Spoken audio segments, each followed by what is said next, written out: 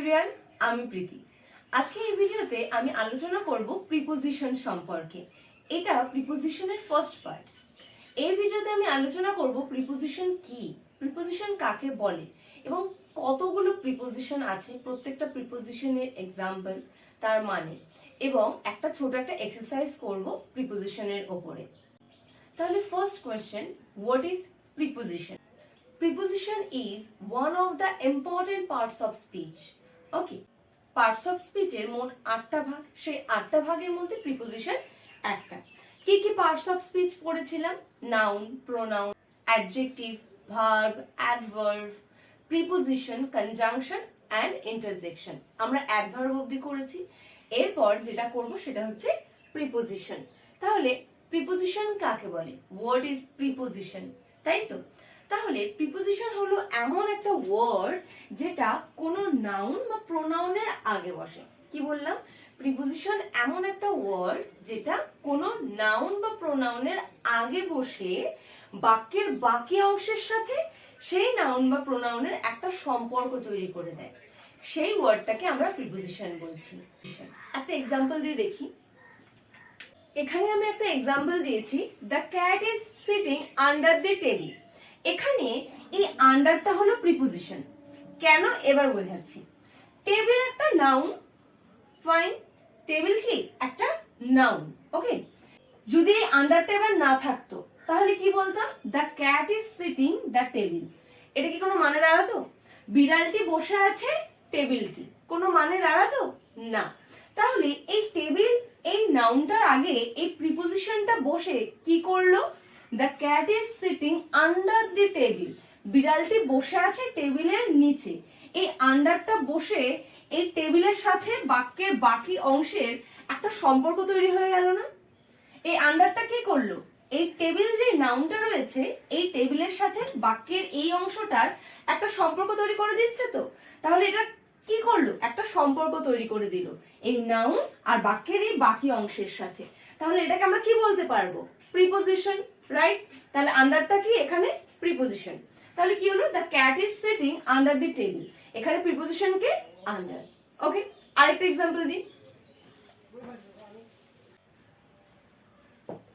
Puja is sitting next to me.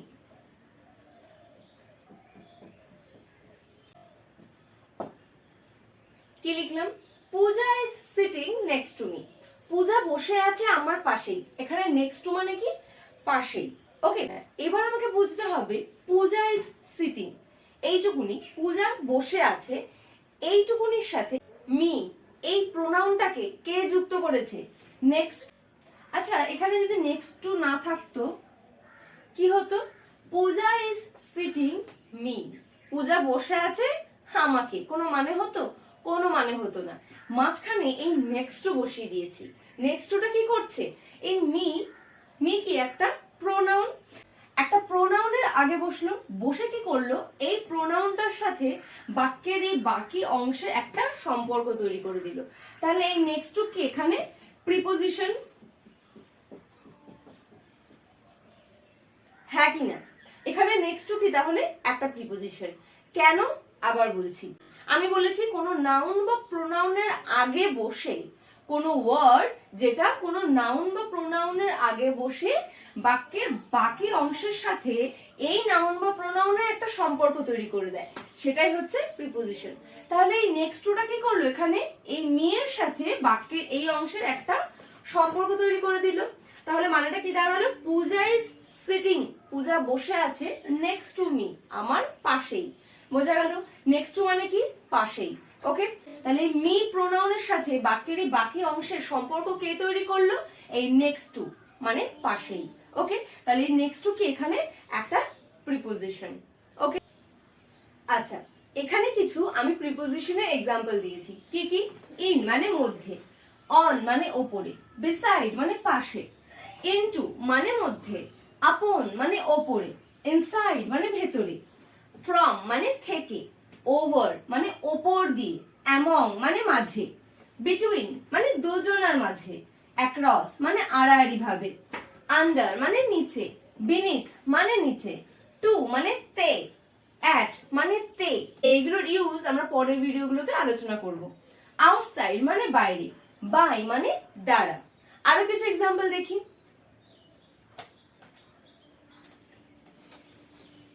আর বাকি কিছু preposition হলো উইথ মানে সাথে, বিহাইন্ড মানে পেছনে, বিলো মানে নিচে, আপ মানে ওপরে, টুয়ার্ডস মানে দিকে, নেক্সট টু মানে পাশে, ইন ফ্রন্ট অফ মানে সামনে, অ্যাওয়ে ফ্রম মানে দূরে, নেক্সট কি অপোজিট মানে বিপরীতে, সিন্স মানে কোনো সময়ের ক্ষেত্রে, কোনো সময় থেকে কোনো কিছু স্টার্ট হলে সেখানে সিন্স বসে, কোনো সময় থেকে বোঝালে।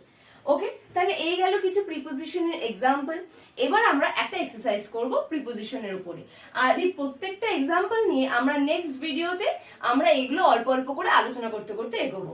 ওকে, এটা তো প্রিপোজিশনের ফার্স্ট পার্ট, প্রিপোজিশনের আরো বেশ কিছু পার্ট আসবে, সেইগুলোতে আমরা এই এক্সাম্পল গুলো নিয়ে ডিটেইলে আলোচনা করব, অনেক এক্সারসাইজ করব। ওকে, আর এখন একটা ওভারঅল একটা ছোট একটা এক্সারসাইজ করে নিই প্রিপোজিশনের উপরে, যাতে বুঝতে একটু সুবিধা হয়। ওকে ওকে, এখানে কি আছে? The students are dash the classroom. এখানে কি হবে, ইন না অ্যাট? এখানে ক্লাসরুমটা কি, একটা বদ্ধ জায়গা, চার দেওয়াল ঘেরা, তাই তো? তাহলে the students are dash the classroom, এখানে কি হবে, অ্যাট না ইন?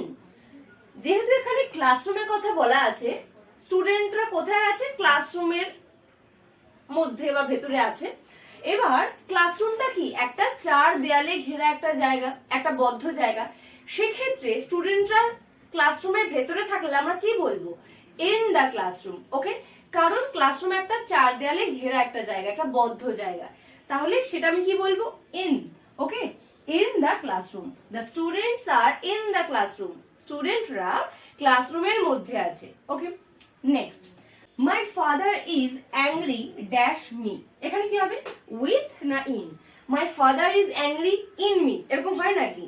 তাই না, আমার মধ্যে রাগ করেছে, এমন হয় না। উইথ মানে কি, সাথে বা দিয়ে, দুটোই বোঝায়। তাহলে এখানে কি হবে, মাই father is angry with me, my father is angry with me, আমার বাবা আমার সাথে রেগে আছে। ওকে, তাহলে এখানে কি হবে, উইথ হবে, আমার বাবা আমার সাথে রেগে আছে। এখানে ইন কিন্তু হবে না, ইন মানে কি, মধ্যে হবে, একদমই হবে না, আমার বাবা আমার সাথে রেগে আছে।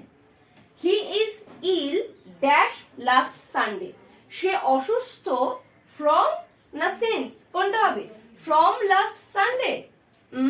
ফ্রম কিন্তু হবে না, সিন্স হবে, কারণ সিন্স কখন বসে, কোন সময় থেকে যদি কোনো কাজ শুরু হয়, সেটা যদি বলে দেওয়া থাকে কোন সময় থেকে স্টার্ট হয়েছে, তখন সে সময়ের ক্ষেত্রে কি হবে, সিন্স ওই টাইমটা।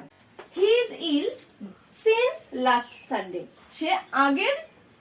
সে গত রবিবার থেকে অসুস্থ। যেহেতু লাস্ট সানডে বলে দেওয়া আছে কবে থেকে সে অসুস্থ, টাইমটা বলে দেওয়া আছে, তাহলে সেটার আগে কি হবে, সিন্স হবে। He is ill since last Sunday. Okay, the river flows dash the bridge, কি হবে, আন্ডার না ইন? নদীটি বইছে, রিভার ফ্লোজ, নদীটি বইছে, নদীটি বয়, ড্যাশ দ্য ব্রিজ, ব্রিজের নিচ দিয়ে না ব্রিজের মধ্যে দিয়ে? অবশ্যই নিচ দিয়ে, তাহলে কি হবে, under. Okay, under the bridge. Next, Samit is playing, Samit খেলা করছে, ড্যাশ হিজ ডগ, কি হবে, তার কুকুরের সাথে। তাহলে উইথ না বাই? বাই মানে কি, দ্বারা, তাই তো? এখানে বাই কি হবে না, বাই হবে না, এখানে কি হবে, উইথ। উইথ মানে কি, সাথে বা দিয়ে, এখানে কি হবে, উইথ, উইথ মানে সাথে। তাহলে কি হবে, Samit is playing with his dog. Okay, Samit খেলছে তার কুকুরের সাথে। Okay, next, divide biscuits dash two brothers, divide মানে কি, ভাগ করো, বিস্কিটস, বিস্কিট গুলোকে, ড্যাশ টু ব্রাদার্স, দুই ভাইয়ের মধ্যে। ওকে, তাহলে এখানে কি হবে, অ্যামং, ইন না বিটুইন? আচ্ছা, অ্যামং মানে বলে দিই, অ্যামং মানে হচ্ছে মাঝে, কোন জিনিস যেটা সবার মধ্যে, অনেকের মধ্যে ভাগ করে দেওয়া হবে, তখন সেক্ষেত্রে অ্যামং হবে। কিন্তু এখানে তো বেশি জনের কথা বলেনি, দুজনের কথা বলেছে। ইন, ইন মানে কি, মধ্যে, কোনো কিছুর মধ্যে। ওকে, বিটুইন মানে কি, দুজনার মধ্যে বা দুজনার মাঝে। যখন কোনো কিছু দুজনার মাঝে বোঝানো হবে, তখন সেক্ষেত্রে বলা হবে বিটুইন হবে। তখন সেক্ষেত্রে তার আগে আমরা বিটুইন ইউজ করব। তাহলে যেহেতু বিস্কিটটা দুই ভাইয়ের মধ্যে ভাগ করে দেওয়ার কথা বলা হয়েছে, সেখানে কিন্তু বিটুইন হবে, কারণ এখানে দুজনের মধ্যে ভাগ করে দেওয়ার কথা বলা হচ্ছে, তাই তো? তাহলে এখানে কি হবে? বিটুইন। সব সময় যখন কোনো কিছু দুজনের মাঝে, দুজনের মধ্যে কোনো কিছু বোঝানো হবে, দুজনের মধ্যে রয়েছে, দুজনের মাঝে রয়েছে, দুজনের মাঝে ভাগ করে দাও, যে কোনো ক্ষেত্রে দুজনের মধ্যে কথাটা ইউজ হলে তখন সেক্ষেত্রে কিন্তু বিটুইনই হবে। ওকে, তাহলে কি হলো? Divide biscuits between two brothers. Okay, next. Okay, এবার দেখি দ্য স্টার্স আর শাইনিং, তারারা শাইনিং করছে, কিরণ দিচ্ছে, ড্যাশ আস, আমাদের, অন না অ্যাবভ? অন মানে উপরে, অ্যাবভ মানেও উপরে। ওকে, কখন হয়? যখন কোনো কিছু কোনো সারফেসের উপরে থাকে, টাচ করি, তখন সেক্ষেত্রে অন হয়। কিন্তু কোনো কিছু কারোর ওপরে থাকবে কিন্তু টাচ করে থাকবে না কোনো সারফেসে, তখন সেটা কিন্তু অ্যাবভ হয়। আচ্ছা, তারাগুলো কি কোনো সারফেসে টাচ করে ওপরে রয়েছে?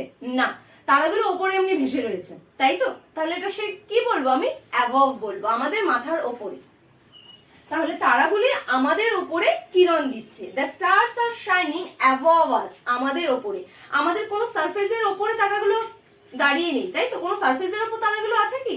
না, কোনো সারফেসের উপরে এটা কিন্তু নেই, এটা উপরে জাস্ট ভেসে আছে। তাহলে কি হবে? Above. Next, he has been studying, সে পড়ছে বা পড়ে যাচ্ছে, ড্যাশ 3 আওয়ার্স, সে 3 ঘন্টা ধরে পড়ে যাচ্ছে। এখানে সিন্স হবে না ফর হবে? আচ্ছা, সিন্স কখন হবে? আমি কি বলেছি? যখন কোনো কাজ যে সময় থেকে স্টার্ট হয়েছে সেই সময়টা বলে দেওয়া থাকবে, সেখান থেকে আমি কাজটা করছি, তখন সেক্ষেত্রে তার আগে, সেই সময়ের আগে সিন্স হয়। কিন্তু এখানে তো বলে দেওয়া নেই কখন থেকে সে পড়ছে, এখানে বলেছে তুমি কতক্ষণ ধরে কাজটা করছো, 3 ঘন্টা ধরে সে পড়ছে, তাই তো? সেক্ষেত্রে কিন্তু সিন্স হবে না। এখানে টাইমটা, এখানে কাজটা কখন থেকে স্টার্ট হয়েছে সেটা কিন্তু বলেনি, কতক্ষণ ধরে কাজটা চলছে সেটা বলে দেওয়া আছে, তাহলে সেক্ষেত্রে কিন্তু ফর হয়। ওকে, তাহলে কি হবে? He has been studying for 3 hours, সে 3 ঘন্টা ধরে পড়ে যাচ্ছে। ওকে ওকে, তাহলে বোঝা গেল কেন এখানে ফর হলো, সিন্স কেন হলো না। Okay, next. Okay, the baby is crying, বাচ্চাটি কান্না করছে, ড্যাশ ইটস মাদার, কি হবে? ফর না বাই? ফর মানে কি? জন্য, বাই মানে দ্বারা। মায়ের দ্বারা কান্না করছে, এটা মানাচ্ছে না, এটা হবে না। কি হবে? ফর মানে জন্য, বাচ্চাটি মায়ের জন্য কান্না করছে, মায়ের জন্য বাচ্চাটি কান্না করছে। নেক্সট, দ্য ওয়াটার জার, জলের জারটি, ইজ হয়, ড্যাশ দ্য টেবিল, টেবিলের ওভার মানে ওপরে, অন মানে উপরে, দুটোই উপরে। তাহলে কি হবে? আচ্ছা, এবার বলে দিই, ওভার কখন হয়? যখন মাথার উপর দিয়ে কিছু যায়, তখন সেটা কি হয়? ওভার। কিন্তু অন কখন হয়? যখন আমি বলেছি, এটা ঠিক আগের এক্সাম্পলেই বলেছি, অন কখন হয়? আমি আগের এক্সাম্পলেই বলেছি অন কখন হয়? যখন কোনো কিছু একটা সারফেসের উপরে দাঁড়িয়ে থাকে, তাই তো? তখন সেক্ষেত্রে এটা কিন্তু অন হলো। সারফেসের ওপরে টাচ করে দাঁড়িয়ে আছি, এটা কিন্তু অন। ওকে, তাহলে কি হবে? The water jar, water jar তো টেবিলের উপর আর ভাসবে না, ওপর দিয়ে ভাসবে না, এটা কখনো হয়? তাহলে ওয়াটার জার নিশ্চয় টেবিলের উপরে থাকবে, টেবিল একটা সারফেস, সারফেসের উপরে যদি একটা ওয়াটার জার থাকে সেক্ষেত্রে তাহলে কি হবে? অন।